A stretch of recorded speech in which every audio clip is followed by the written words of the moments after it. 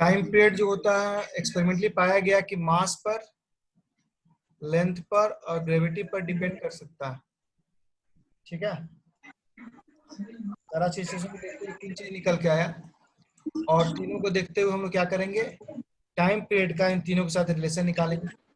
उसके लिए क्या करना है, हमको टाइम को प्रोपोर्शनल दिखाना होगा। पहला n का पावर a, दूसरा l का पावर b, तीसरा g का पावर c। आप चाहे तो एक g का पावर से शुरुआत कर सकते हैं, g का पावर a, m का पावर b, l का पावर c, किसी का कोई भी पावर दे सकते हैं। आप इसको c a b भी मान सकते हैं, कुछ भी मानिएगा रिजल्ट आपका वही आएगा, है ना। तो ये हम लोग टाइम का देखे थे।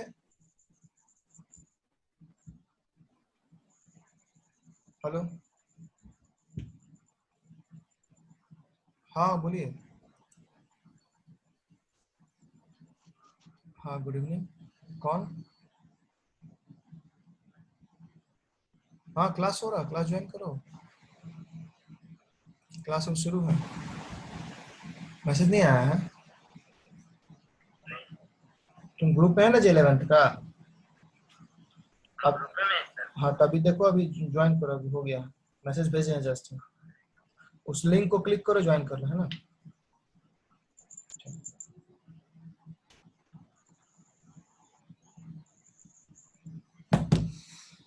तो आप देख सकते हैं यहाँ पर ये प्रोपोर्शनैलिटी साइन है। सब प्रोपोर्शनैलिटी साइन जब हटाते हैं तो इस तरह का रिजल्ट आता है। ये सब आपस में मल्टीप्लाई कर जाता है, ये तो मैथमेटिकल रूल है, प्रोपोर्शनैलिटी आपस में कंबाइन करता है, इस तरह से मल्टीप्लाई कर जाता है ना। और फिर आप देख सकते हैं यहाँ पर k टाइम्स m का पावर a, l का पावर b, g का power c। Putting dimension both side, दोनों तरफ डायमेंशन में पुट कर देते हैं। ठीक है, वेट अ मिनट। हाँ सर, गुड इवनिंग। आपको किसी को इसमें कुछ पूछना है क्या, ये टाइम पीरियड वाला में? ये लास्ट क्लास में लिए थे, इसमें कुछ पूछना है किसी को? कोई कुछ बोलता ही नहीं है जी। हाँ ना, कुछ तो बोलो। नहीं सर, नहीं पूछना है। अच्छा चलो तो बताओ। चलो अब देखो नेक्स्ट क्वेश्चन। ये भी क्वेश्चन क्या है, हम लोग सिचुएशन का एनालिसिस करेंगे एक्सपेरिमेंट के थ्रू, है ना। देखेंगे कोई सिचुएशन को और उसका हम लोग मैथमेटिकल रिलेशन डेवलप करेंगे। एक घटना देखा गया है जिसमें कि सेंट्रीपिटल फोर्स का चर्चा आता। अगर मान लो हमारे पास, हम क्या करते हैं, एक रस्सी से एक पत्थर को बांध देते हैं इस तरह से, और मान लो ये मेरा सेंट्रल पॉइंट है, ये सपोज करो मेरा सेंट्रल पॉइंट है, और सपोज को इसको हम इस तरह से रोटेट कर रहे हैं,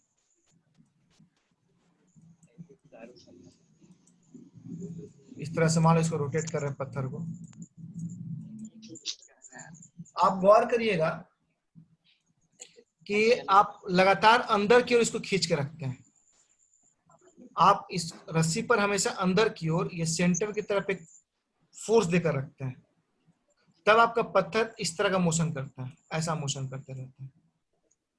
ठीक है, तो इस तरह का मोशन को हम लोग सर्कुलर मोशन बोलते हैं, और ये एक पार्टिकुलर रेडियस पे घूमता है जो रस्सी के लेंथ के बराबर होता है।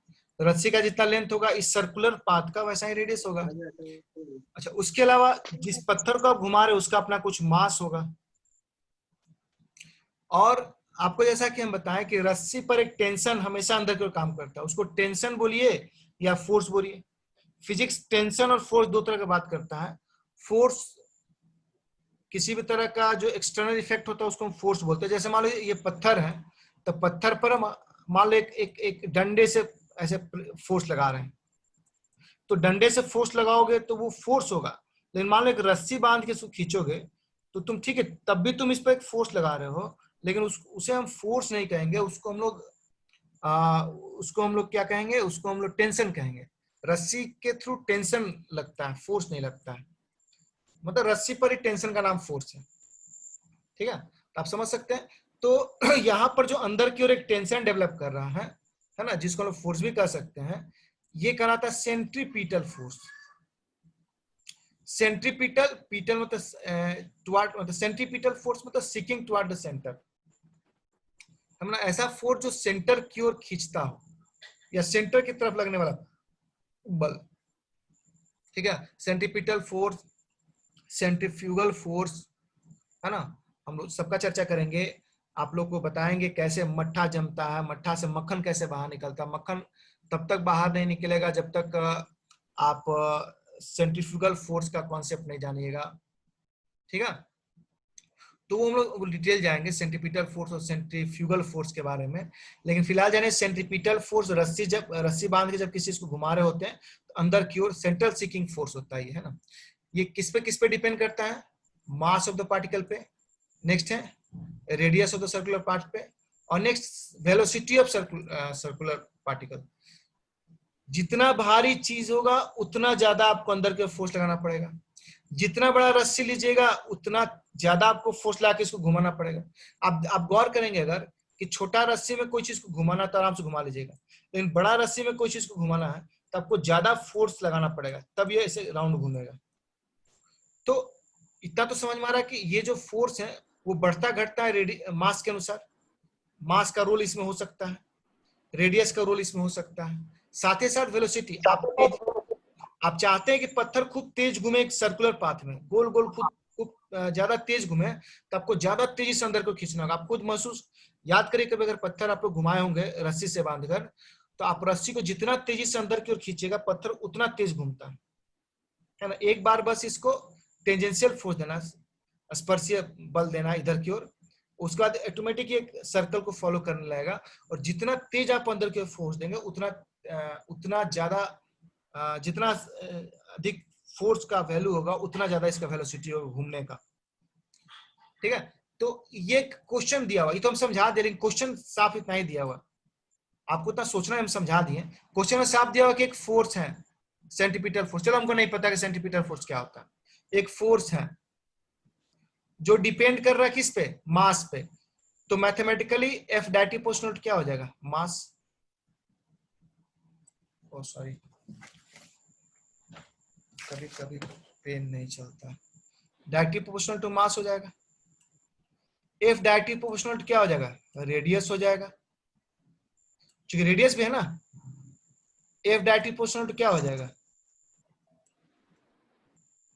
वेलोसिटी हो जाएगा। अच्छा, सबका पावर हमको देना होगा।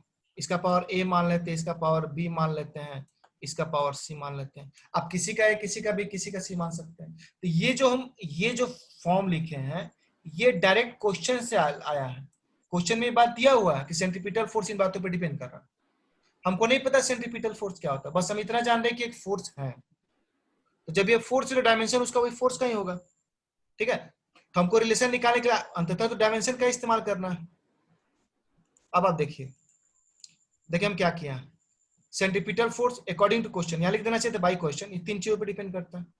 जब तीनों का प्रोपोर्शनैलिटी को आपस में समानुपात को आपस में मिलाएंगे तो तीनों का तीनों फिजिकल क्वांटिटी एम आर भी आपस में मल्टीप्लाई कर जाएगा। ध्यान देना ये आर है ये बी है, दोनों एक जैसा लिख दिया है, ये आर है ये बी है। जब आप प्रोपोर्शनैलिटी हटाते थे एक कांस्टेंट आता है, यहाँ कांस्टेंट हमारा क्या है? के है, ठीक है। अब यहाँ के बाद हम लोग क्या करते हैं, याद करो पहले क्या करते थे हम लोग, दोनों तरफ डायमेंशन पुट करते हैं। एफ का डायमेंशन यहाँ पुट करेंगे तो M L T minus two, के का डायमेंशन होता नहीं चूंकि यहाँ कांस्टेंट हम माने हुए हैं। एम का डायमेंशन एम हो गया, पावर यहाँ ए का ए रह गया। आर का डायमेंशन एल हो गया, पावर बी का बी रह गया। भी का dimension L T minus one हो गया, पावर सी का सी हो गया, ठीक है।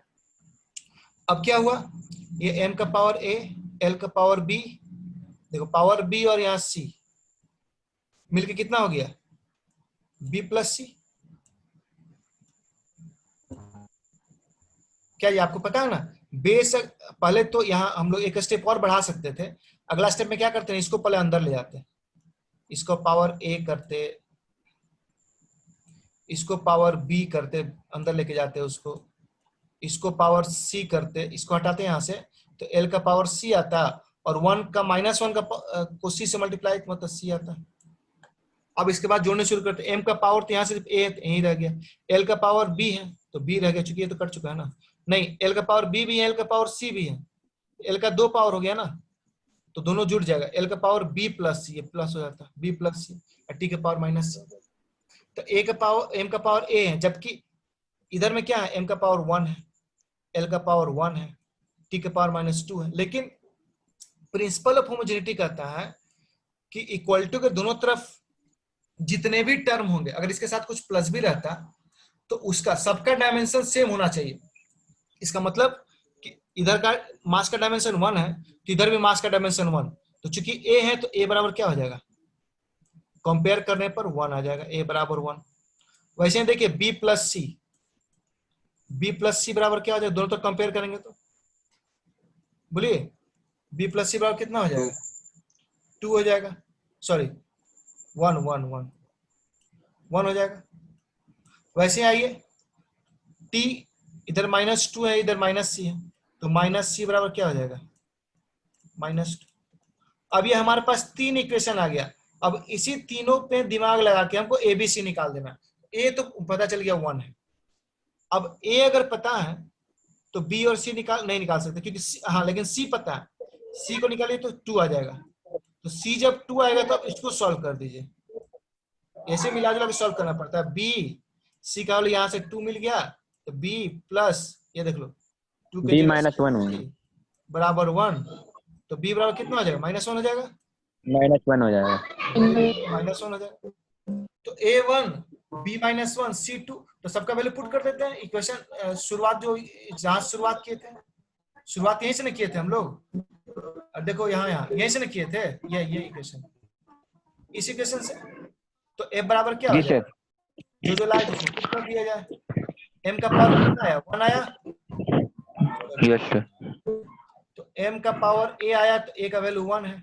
R का पावर B है तो B का पावर, R का पावर कितना है बताइए आप लोग, -1 -1 आया है। और B का पावर कितना आया है, 2 आया है। ठीक है, यही आंसर हो गया। इसको थोड़ा सा अरेंज करके लिखेंगे तो क्या लिखेंगे, F equal to K m into r का whole power mv square by r। जी आ गया, हो गया, F equal to K mv square by, यही रिलेशन आ गया। सेंटीमीटर, ये फॉर्मूला हम लोग देखो फिजिक्स में ये फॉर्मूला बहुत बार यूज होता है। फ्यूचर में पहले हम इसको प्रूफ करेंगे, हम लोग जब पढ़ेंगे सेंटीमीटर फोर्स का, इस फॉर्मूले को हम प्रूफ करेंगे। इस तरीके से नहीं प्रूफ करेंगे, फिजिक्स का बेसिक फॉर्मूला से प्रूफ करेंगे, बेसिक लॉ से प्रूफ करेंगे, तो डायरेक्ट हम प्रूफ कर दे डायमेंशन एनालिसिस से। ठीक है, तो इस तरह से आप देख सकते हैं, इस तरह से कोई भी न्यूमेरिकल आय बना सकते हैं, उसमें दिक्कत नहीं होगा। ठीक है, नेक्स्ट ये देखिए, dimensional analysis is used to change unit of a physical quantity. ठीक है, अच्छा एक और बात देखो, अनुभव रानी नहीं, कौन दिया था क्वेश्चन भाई,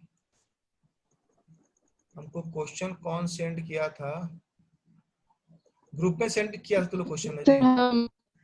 हाँ आमिया खान।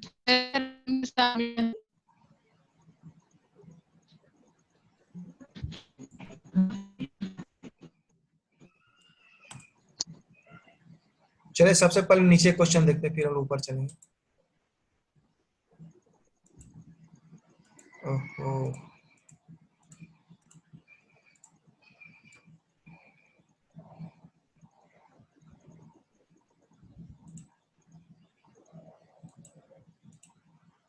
देखिए ये क्वेश्चन है, आप लोग इसको बताने की कोशिश करिएगा, अगर आप लोग बता सकते हैं तो, कुछ लोग किए ही होंगे। आप लोग इस इक्वेशन को देख के हमको बताइए। इसमें पूछा जा रहा है कि ए का डायमेंशन क्या होगा, ए का डायमेंशन क्या होगा, ओमेगा का डायमेंशन क्या होगा, और एक्स का डायमेंशन क्या होगा, सॉरी के का शायद पूछा गया, हाँ के का डायमेंशन क्या होगा, 3 का डायमेंशन आपसे पूछा गया। ठीक है, इन 3 चीजों का डायमेंशन आपसे पूछा गया है और आपको बताना है।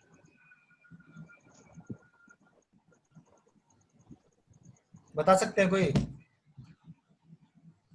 पहले हमको बताइए कि साइन ये जो थीटा है,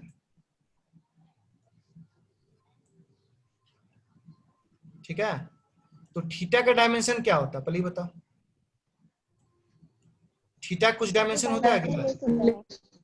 थीटा का डायमेंशन नहीं होता है, डायमेंशन। नहीं। तो एक तरह से देखा जाए तो ये पूरा पार्ट तो थीटा ही ना है, तो हम लिख सकते हैं थीटा बराबर, ये तो थीटा का ही ना भाग है ये, तो हम थीटा बराबर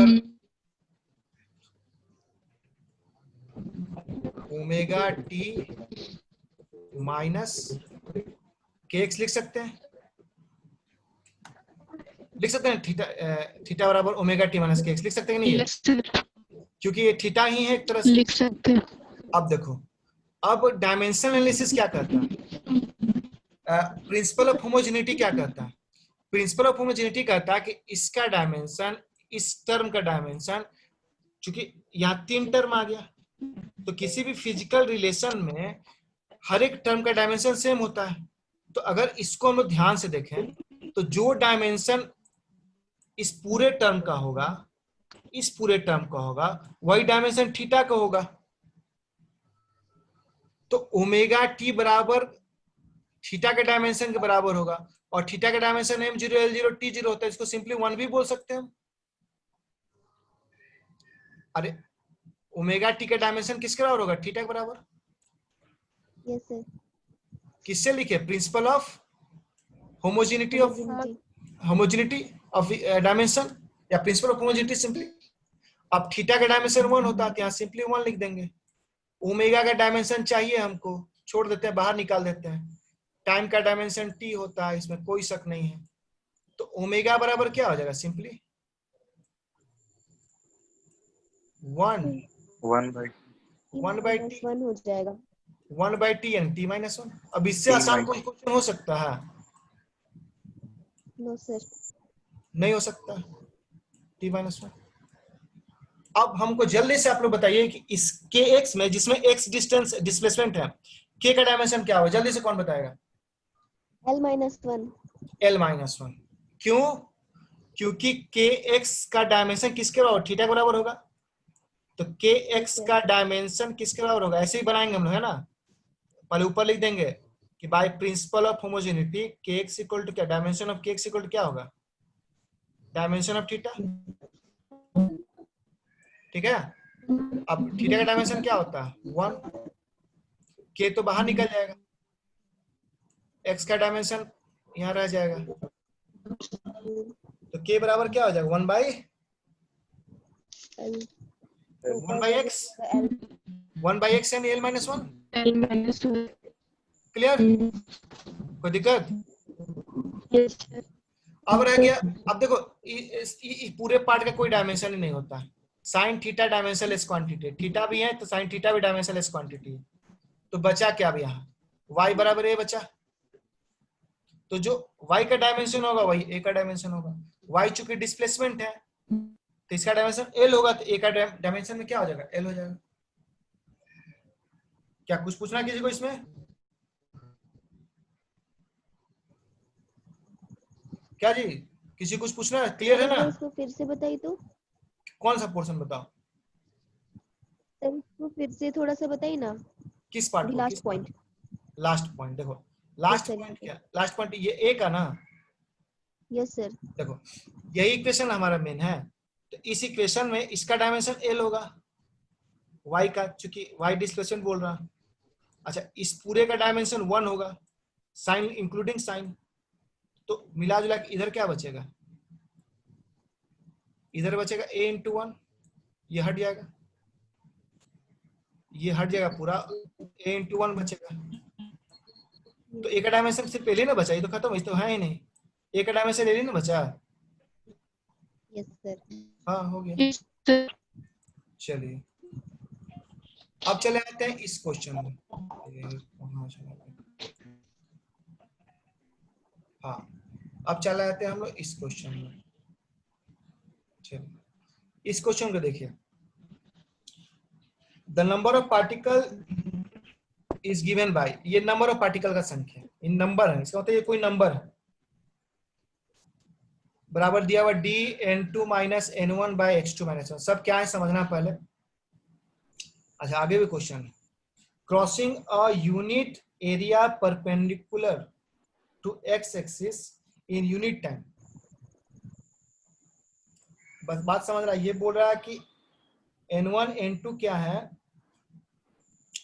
अच्छा रुक जाओ, unit time where N1 N2, ये N1 N2 क्या पढ़े समझो। N1 N2 है नंबर ऑफ पार्टिकल्स पर यूनिट वॉल्यूम। यहीं पर एक समस्या आ गया आपके साथ, है ना। यहीं पर एक समस्या आ गया कि ये जो n है, ये जो n है वो क्या है? नंबर नहीं है, सिंपली कोई नंबर नहीं है, ये पर यूनिट वॉल्यूम में कोई नंबर है, ठीक है। तो n का अगर डायमेंशन आपसे पूछा जाए, n का डायमेंशन, तो क्या होगा? n का डायमेंशन क्या होगा? क्योंकि ये क्या है? नंबर ऑफ पार्टिकल, कोई नंबर, मान लो कोई नंबर कैपिटल है, number of particles point volume n by B के बराबर होगा। ये इसको समझना होगा कि ये n क्या है? Number of particles. मान लो 100 है तो यहाँ 100 होगा, मान लो 100 पार्टिकल है, 100 पार्टिकल पर यूनिट वॉल्यूम मतलब बाई बी, तो डायमेंशन ऑफ n मतलब 100 बाई बी, डायमेंशन ऑफ मतलब dimension of 100 by dimension of B. 100 का डायमेंशन कुछ होता नहीं है, v का डायमेंशन क्या होता है? LQ होता है। देखो इस तरह क्वेश्चन में थोड़ा समझना पड़ता है, देख के लग रहा है कि नंबर है, n मतलब नंबर, नंबर नहीं है, ये नंबर है पर unit volume, by unit, per unit मतलब बाई वॉल्यूम, ये बात समझना। पर यूनिट वॉल्यूम मतलब बाई वॉल्यूम। जैसे एक्सेलरेशन को डिफाइन करते हैं वेलोसिटी पर यूनिट टाइम, यानी v बाई टी, ठीक है। वेलोसिटी को डिफाइन करते हैं डिस्टेंस टेबल पर यूनिट टाइम, मतलब x by T, displacement per unit time x by T. इसे पढ़िएगा, आप लोग बताएंगे हम। वेग बराबर होता है इसको, वेग बराबर होता है क्या? विस्थापन बटा टाइम। तो इंग्लिश में क्या पढ़ते हैं? Velocity equal to displacement per unit, per unit time के मतलब नीचे चला गया फॉर्मूले में। तो यहाँ पर आपका साफ पर यूनिट बोला तो 1/L क्यू हो गया, ऊपर जाएगा तो कितना हो जाएगा? L -3 हो जाएगा। तो चलो n का तो समस्या हो गया, n का समस्या तो हल हो गया, ठीक है। अब यहां पर क्या है? x1 x2 क्या है? डिस्टेंस है। तो इन ये दोनों का भी समस्या हल हो गया, ठीक है। तो अगर इस इक्वेशन को हम ध्यान से देखें, इस इक्वेशन को सिर्फ देखें तो इक्वल टू करते हैं, तो इस पूरे पार्ट का डायमेंशन ये दोनों कट गया, चूंकि डायमेंशन में से डायमेंशन घटाओगे तो एक ही डायमेंशन आएगा, तो ये बच गया L -3 और x2 - x1। देखो कभी भी ऐसा मत सोचना कि सर इसका डायमेंशन L हो गया, ये भी डिस्टेंस है तो माइनस इसका भी डायमेंशन L हो गया तो एक कट गया। नहीं नहीं नहीं नहीं, ये गलत सोच रहे हैं। आपसे पूछ रहा है कि x2 - x1 दोनों को घटाने के बाद वाले का डायमेंशन, x2 - x1 घटाओगे तो नंबर ही, मतलब डिस्टेंस में से डिस्टेंस घटाओगे तो डिस्टेंस ही ना आएगा क्या? तो x2 में से x1 घटाओगे तो जो भी रिजल्ट आएगा वो तो एक डायमेंशन, उसका डायमेंशन L ही आएगा। इसलिए ऊपर में n में से n घटाओगे तो कोई नंबर ही आएगा।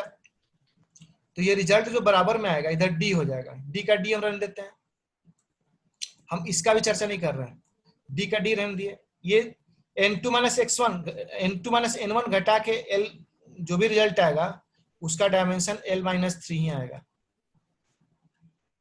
वैसे ही नीचे वाला में जो है इसका डायमेंशन L ही आएगा। तो चलो एक समस्या तो हल हो गया, तो ये पार्ट बीच से गायब हो गया। अब लेकिन इस n का क्या करें?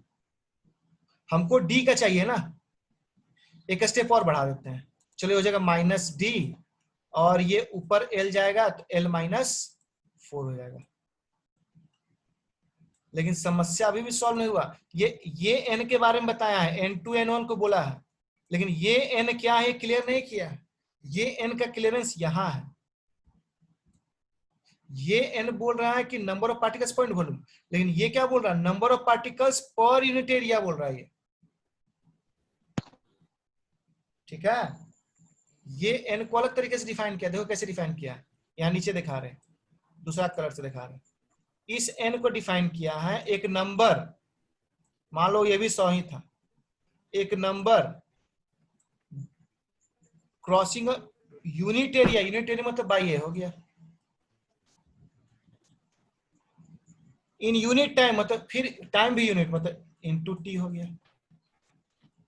बात समझ रहे हो, इस n का मतलब था एक नंबर बटा एरिया इनटू टाइम, क्योंकि ये लिखा है number of particle crossing a unit area in unit time, जबकि इस नंबर का मतलब था नंबर ऑफ पार्टिकल्स पर unit volume, number by volume.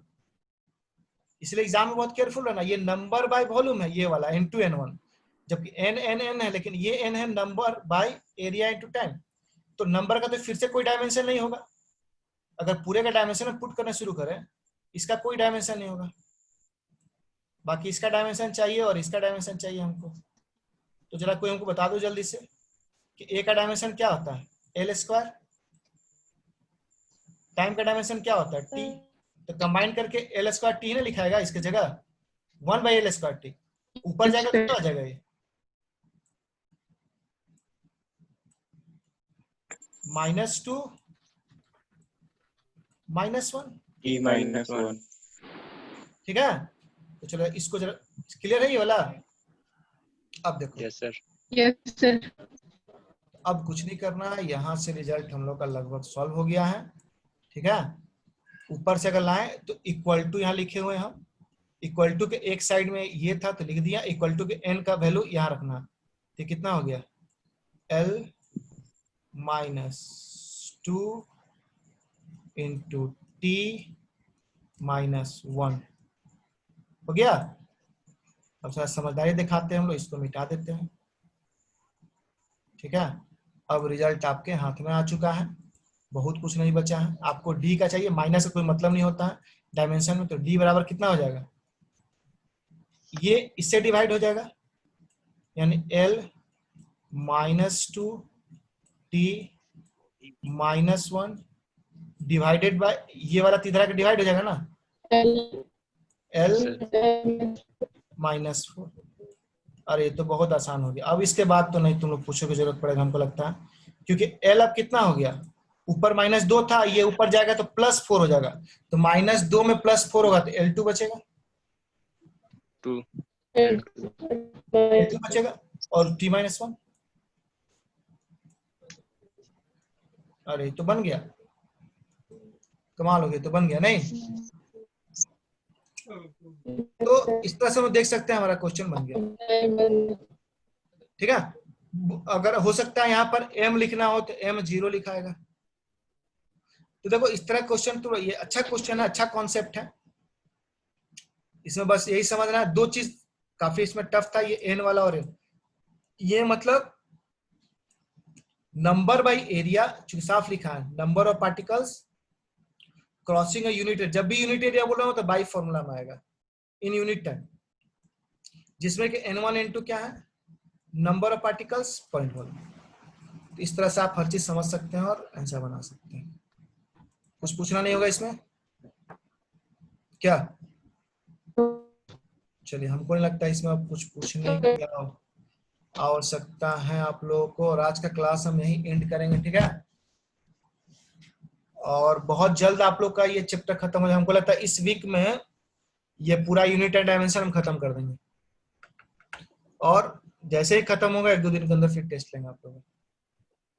चलो ठीक है, फिर सबको गुड नाइट। और कोई क्वेश्चन पूछना हो तो आप लोग मैसेज कर दीजिएगा, ठीक है। Yes sir. ओके।